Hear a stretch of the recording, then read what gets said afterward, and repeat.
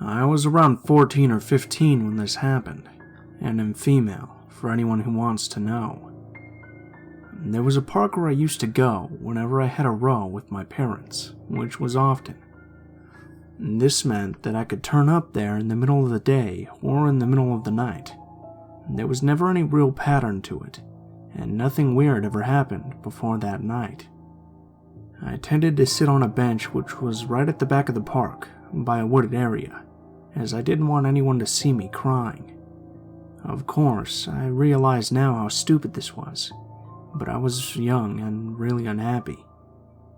It must have been around 9 or 9:30 at this point, and it was just starting to get dark since it was summer. This guy came and sat next to me, which might not have been that weird normally, but he came from the woods rather than from the park. The other odd thing I noticed was that he was wearing a t-shirt, shorts, and black gloves. He might have been around 40 or maybe younger, but I've always been rubbish at reading ages, so I'm not sure. He was about 6'5" and quite stocky, a little bit fat.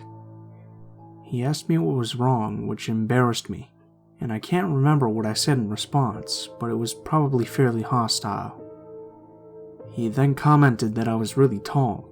I was about 6'2", and then kind of laughed really creepily and said something like, "I'm bigger though." I always tend to listen to my instincts, and he was reading about a 7 on the freakometer, so I decided to leave. As I went to stand up, he reached out as though to grab my arm or something. He smiled again, but it was one of those that don't reach your eyes, so you just look creepy. He asked me to go sit back down and tell him what was wrong, but I just said that my dad was waiting for me and that I had to go. He then said that my dad wasn't waiting for me, and that he'd see me walk into the park from the main road by myself. He then told me that liars get punished. I just turned and ran. In those days I was pretty quick, but instead of running in a straight line, I weaved through the playground equipment, figuring it would be harder for a bigger guy to get through the tight spaces. I got to the other side of the park and turned around to see if he was nearby, but he was standing a little by the side, just watching me. There was another guy standing at the edge of the wooded bit. He would have basically been right behind me when I was sitting on the bench. Neither one of them attempted to chase me, and I ran out onto the path that led to the main road. There was a van parked in the car park, but at that point, I didn't connect it with them. When I got out to the main road, it was fairly busy for that time of night, and I stopped running. I decided to go home, but about halfway there I saw the van from the car park on the road behind me. It never attempted to overtake anyone, just continued on the same route I was. I turned off down a road that was near my street, but not actually on it, and after a couple of minutes the van turned down it as well and parked at the top of the road. No one got out, but I could see 2 people inside. I was afraid to go home then, as I thought they'd know where I lived, and my parents often left me on my own as they were neglectful douchebags. I knocked on the first door I saw, and thankfully an old lady answered. She took me inside and called the police. By the time someone came, the van had left. They never caught either of the guys from the park. Not sure how hard they looked, as they hadn't specifically done anything, and I hadn't thought to take a note of the van license plate or anything like that. I still have no real idea what they had planned, or if they were just trying to freak me out, but the gloves in the van make me think it could have ended badly.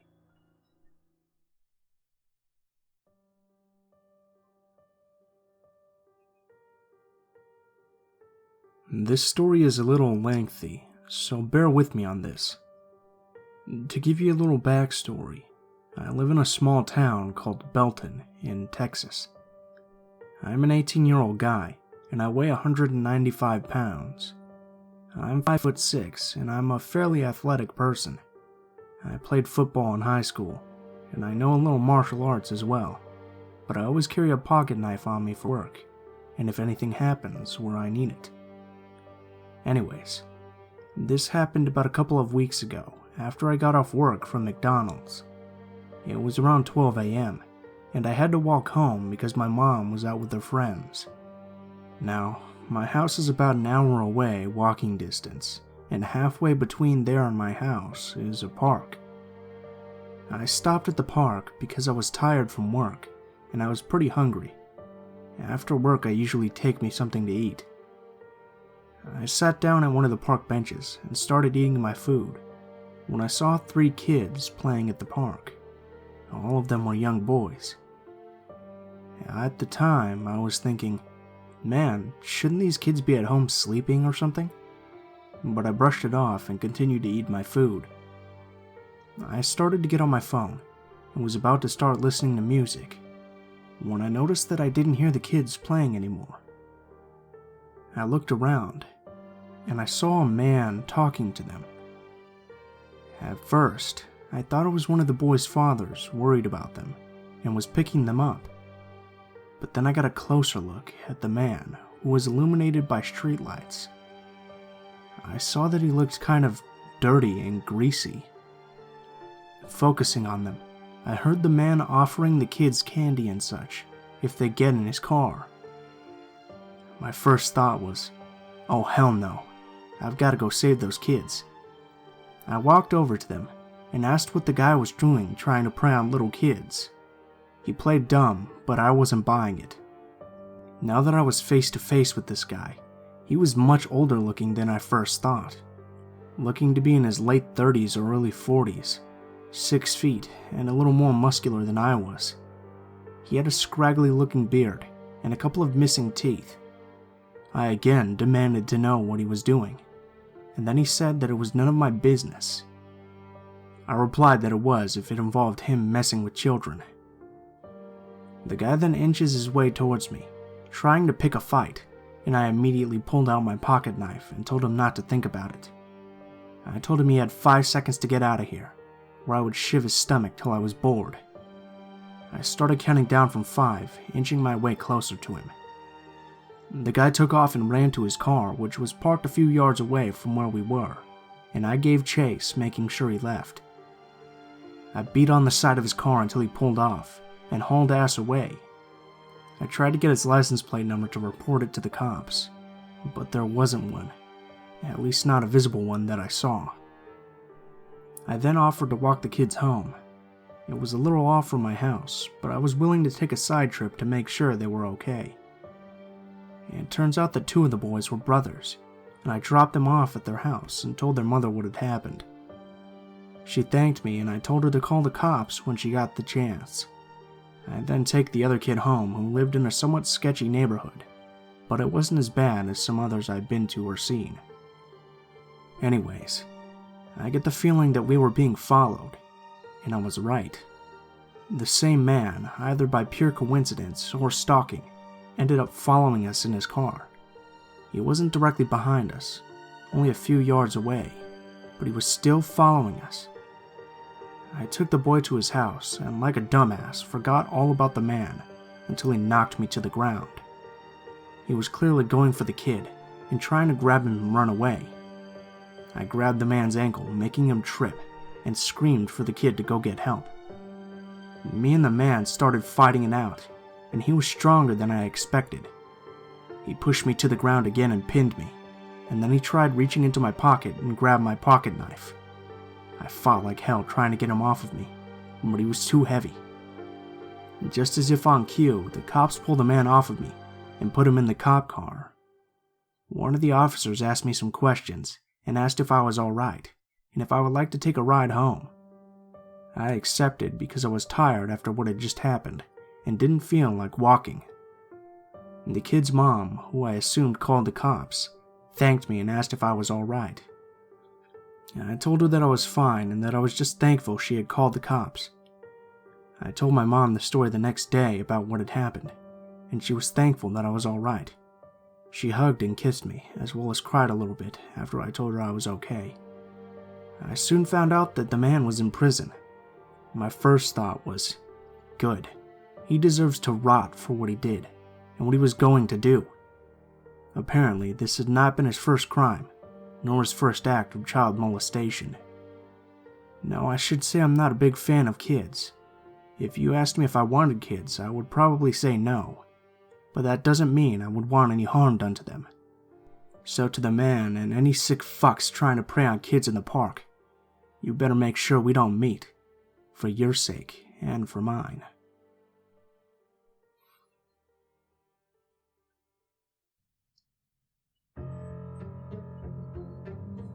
This happened a little while ago. I was 19 years old, living in New York alone with a small dog.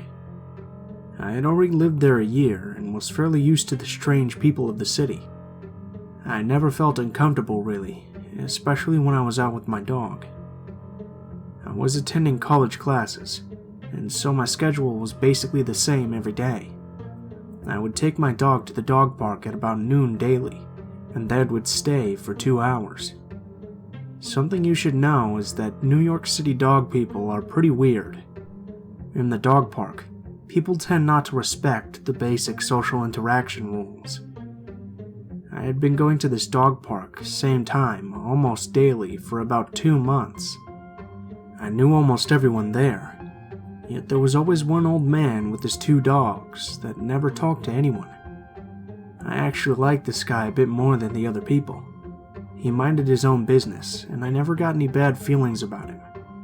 Until one day, when he got up to leave the dog park, and on his way out started talking to me. I can't recall exactly the entire conversation. All I know is that I was very, very uncomfortable almost immediately. He told me a lot about himself, how he had a son my age. He talked about his son a lot, telling me all of his accomplishments and how he never picked good girlfriends. I assumed it was just a dad who was part of his son and missed him a lot. Somehow, though, the entire conversation turned to him trying to convince me that I should have children one day. He asked a few red flag questions, such as where I was living and whether or not I had a boyfriend. I lied, saying I lived with my dad and brother on a street a little away from where I actually lived. Although the interaction made me somewhat uncomfortable, I tried not to think much of it. I had dealt with people like him numerous times in New York City, and the dog park was going to be closed next week for renovations, so I wouldn't have to see him for a while. Now, there was another dog park I visited when my normal one was closed. However, this week, I chose to just walk the dog around the city instead, so I wasn't visiting any of the dog parks in the area. A week later, my normal dog park is open, so I decided to go back, even though this man was still in the back of my head. As I walk towards the gate, I see him. He immediately smiles and runs over. All I could think was, shit, this guy again? He tells me that he's been looking for me all over the past week, and that he even checked my other dog park every day waiting for me. Wait, how did he know about the other dog park I went to? Thank God I hadn't been there.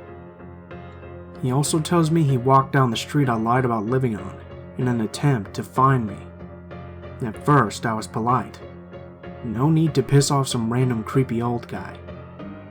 He then goes on to say, though, that he has a gift for me, and pulls a CD out of his coat. He tells me that this is his most cherished CD, and goes into detail describing it as very erotic and passionate music. Then I'm told that I have to listen to it in a dark room, with my eyes closed, and let the music change me. At this point, I'm pretty weirded out, and decided it would be best to get out of the situation. But he just kept talking. He mostly focused on telling me about orchestra music, something I have absolutely no interest in, and made that pretty clear. But suddenly, he has yet another gift for me. He pulls a note card with his name, cell phone number, and email on it. He then pulls out a second blank note card, and asks the same of me. I told him that I don't give out personal information, but he just gave me a cold stare for about a minute. He explained that from where I said I lived, there was a bus that came by at a specific time. He told me to get on that bus Saturday, and that he would do the same since it went past him, and we could go to an orchestra museum together. I I rejected this idea completely. I explained I didn't have time, nor did I feel comfortable doing this. Again, a blank stare for about a minute, and no words. I told him I was leaving now and to have a nice day. He then just whispered under his breath, "I think I found my son's wife." What the fuck? I stared at him and just asked what he meant. He just smiled and told me to have a nice day, and that he'd see me tomorrow with another CD. I listened to the CD later. It's about 6 hours of strange orchestral music. I still have the CD, and I've never been back to that dog park since.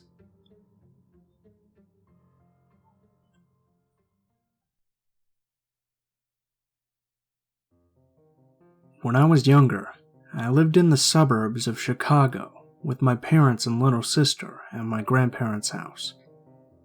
We used to be a close family, always getting together for birthdays, Thanksgiving, Christmas, and all that, until they all became money hungry and held grudges against family members who couldn't get the money back to them right away. My story takes place on March 28th, 2000. My family and some family friends gathered to my grandparents' house for my dad's 30th birthday. It was a surprise party. I sometimes hated when we had family gatherings, because everyone always asked to see how my front teeth were growing. I don't remember exactly why, but I had to get my 4 top teeth pulled out when I was real little. Everyone thought it was cute because I'd always sing "All I Want for Christmas is my 4 front teeth." A couple of hours into the party, my sister and my cousins, they weren't really my cousins, just family friends that I've known since I was a year old, and I started to get a bit bored. We couldn't play my Nintendo because everyone was in the basement drinking and playing games, and watching whatever game was on at the time. We asked our parents if we could go to the park that started right down the street, but the best part of the park was about a 4-minute walk away. They were hesitant at first since it was already dark, but they said we could go for an hour as long as my cousin Steven, who was 12 at the time, would watch us and make sure nothing happened to us. At the park, we all started off playing on the swings, competing as to who could swing higher. My cousin Steven had a late start because he had to push my little sister to get her going. We quickly got bored of that game and decided to play what every awesome kid has played: lava. We kind of mixed it up a bit and added Shark Attack in there as well. A little bit after we started playing, a guy who looked about my dad's age strolled into the park on a bicycle. He started to talk to us, but my big brave cousin told him that we weren't allowed to talk to strangers. The man had told us that he was just with my cousin's parents, and that he only came here to check up on us and hang around to make sure nothing happened to us. I didn't remember seeing the guy at the party, but we listened to him anyway. I figured he came to the party a little after we left. He asked what we were playing, and we said lava and Shark Attack. He gave a weird smile and said, "My favorite games." This guy would always want to be the shark, and he'd grab my sister, my cousin Michelle, and I, and pick us up and spin us around. Of course, we didn't think anything of it because he knew our parents.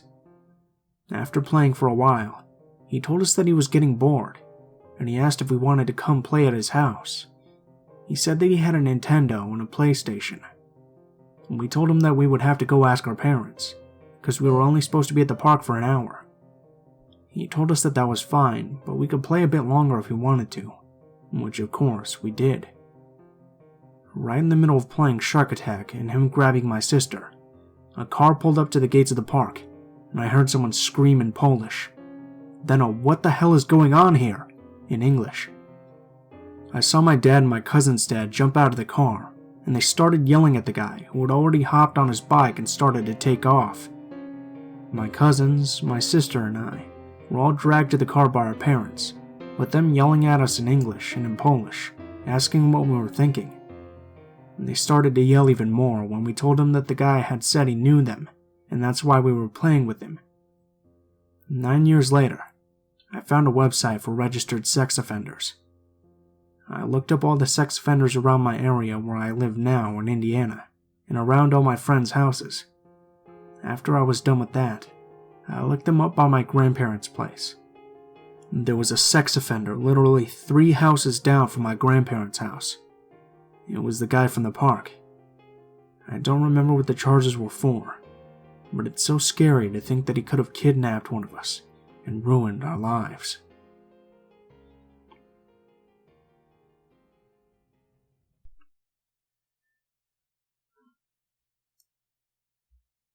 What's up, guys? Blue Spooky here, as always. I just wanted to thank you guys so much for watching, especially if you made it this far to the end of the video. If you guys liked the video, please feel free to leave a comment below, or leave a like and share if you feel so inclined. If you have any stories you'd like me to read, or you'd like to contact me, you can go ahead and take a look in the description, where there will be links to my Gmail, Twitter, and Facebook accounts. Go ahead and send me a message on any of those, and I'll try to include your story in a video as soon as possible. If you do decide to send in a story, please feel free to include in the tagline how you'd like to be credited in the description of the video in which your story appears, as well as the theme of the story, if there is any. If you guys are curious about the music in the video, music is always listed in the description of the video in the order of which it appears, and there will be links to the artists as well. So if you're curious about the music, you can go ahead and check down there in the description. If you guys have any constructive criticism, please feel free to leave it in the comments below, as I'm always looking for new ways to improve the channel. Thank you guys so much for watching, and I hope you guys have a great day.